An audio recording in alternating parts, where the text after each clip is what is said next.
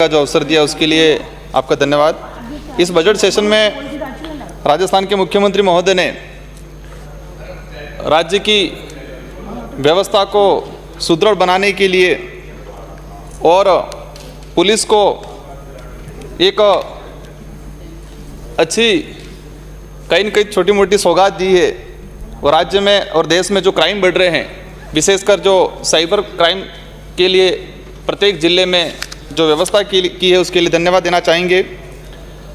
सभापति महोदय, पुलिस विभाग का एक आदर्श वाक्य है सेवार्थ कटिबंध, मतलब सेवा के लिए हमेशा प्रतिबंध रहेंगे।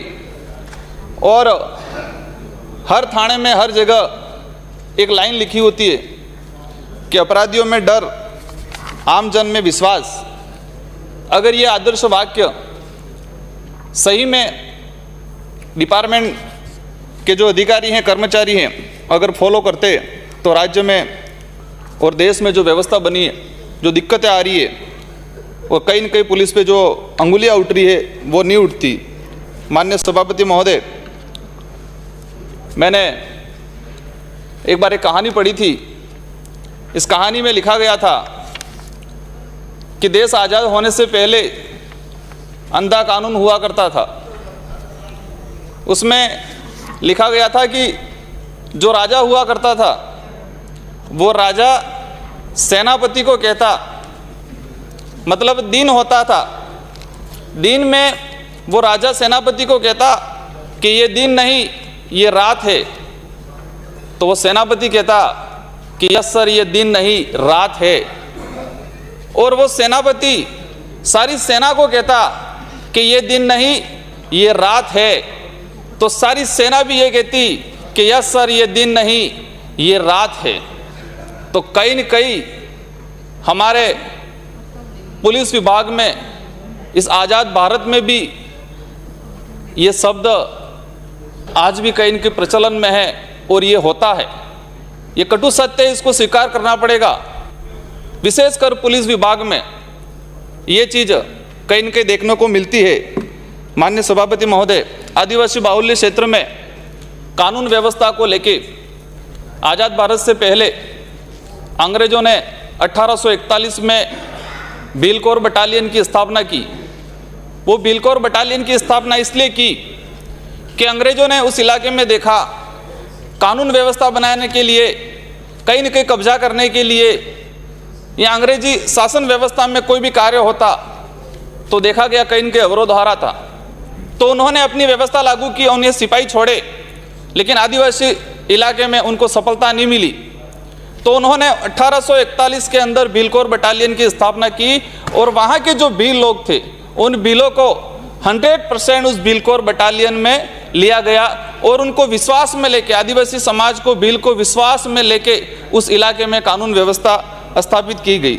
माननीय सभापति महोदय, लेकिन आज के समय में वो भीलकोर बटालियन की जो परिभाषा थी और भीलकोर बटालियन का जो उद्देश्य था वो कहीं न कहीं आज हम भटक चुके हैं और उस बटालियन को हमने इस आदिवासी इलाके से कहीं दूर छोड़ दिया गया है।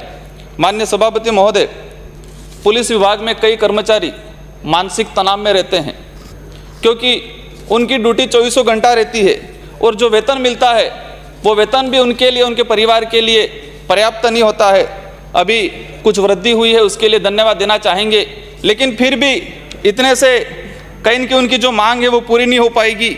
उनकी वेतन वृद्धि है, मेज़ भत्ता है, उसमें वृद्धि की जाए और साथ ही उनको एक साप्ताहिक अवकाश देने की भी प्रावधान की जाए। माननीय सभापति महोदय, पुलिस की जो कार्य प्रणाली है, हमेशा देखा गया है कि इधर की सरकार हो या इधर की सरकार हो, आमने सामने आरोप लगाते हैं, कोई तारीफ करता है, कोई आरोप लगाता है, लेकिन जो व्यवस्था है और जो प्रणाली है उसमें कोई भी सरकार आए इतना सुधारा नहीं होता है। माननीय सभापति महोदय, पुलिस की लाठी और पुलिस का कानून गरीब अमीर को देख के चलता है। ये हर जगह हमें देखने को मिलेगा कि पुलिस की लाठी है, पुलिस का कानून है, कहीं न कहीं गरीब अमीर को देख के वो लाठी और कानून की कलम चलती है। कंक्लूड करिए प्लीज, कंक्लूड करिए।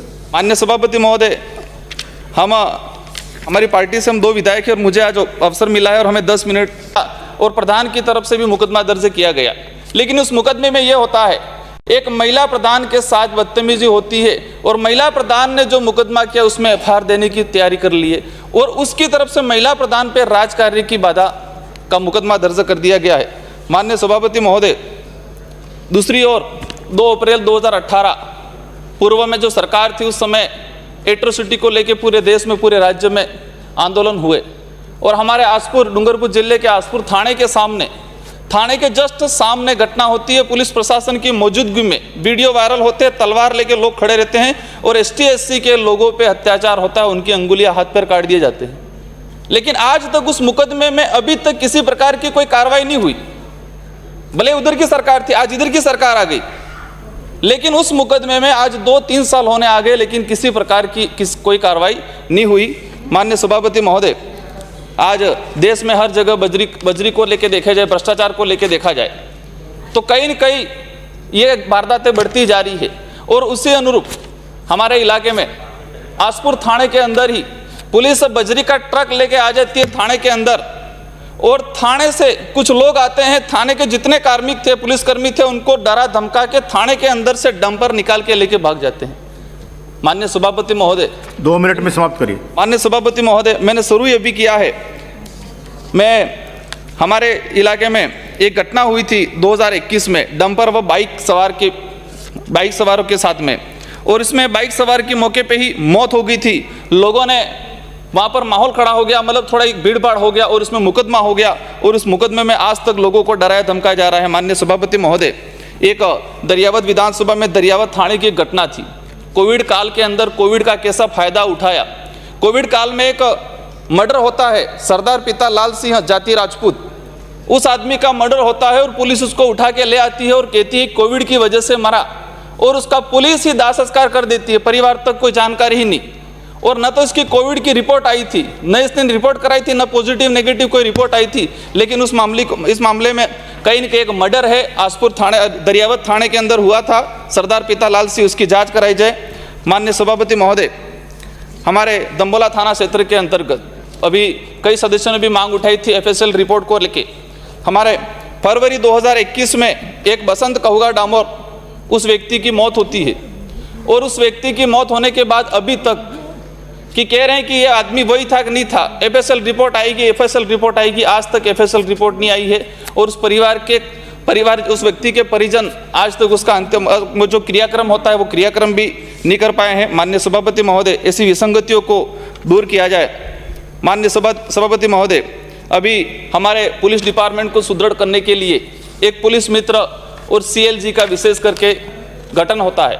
मैं विधायक बनने के बाद कई थानों में हमने देखा कि सीएलजी के सदस्य कौन होते हैं। जिस थाना इलाका है, थाना इलाके में जितने जो जनसंख्या है, वो किस किस वर्ग के लोगों की जनसंख्या है, उसके हिसाब से सीएलजी के अंदर सदस्य होने चाहिए।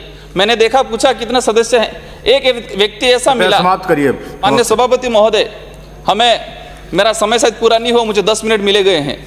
माननीय सभापति महोदय, मैं सीएलजी की जो बात कर रहा था कि जिस इलाके में जो जनसंख्या है उस अनुरूप एक तरफ नियम कहता है कि किसी पार्टी का पदाधिकारी सीएलजी का सदस्य नहीं होना चाहिए, लेकिन अधिकतर थानों में सीएलजी के जो सदस्य हैं कई इनकी पार्टी विशेष के लोग जुड़े हुए और उनकी वजह से अपराध बढ़ते हैं। माननीय सभापति महोदय, पुलिस मित्र जो लगाए गए हैं, अच्छी बात है, पुलिस मित्र होने चाहिए, पुलिस को मदद मिले, लेकिन वो उस पुलिस मित्र की ड्रेस में क्या काले कारनामे करते हैं। हमारी तरफ से कोई स्पष्ट गाइडलाइन नहीं है। एक बेरोजगार आदमी पुलिस मित्र लग गया, 6-7 साल तक रेगुलर वो काम कर रहा है, न उसको भुगतान दिया जा रहा है, तो क्या वो फ्री में काम कर रहा होगा? वो काले कारनामों में लिप्त रहता है, वो शराब तस्करी है, ऐसी घटनाओं में ऐसे लोगों से टच में रहता है।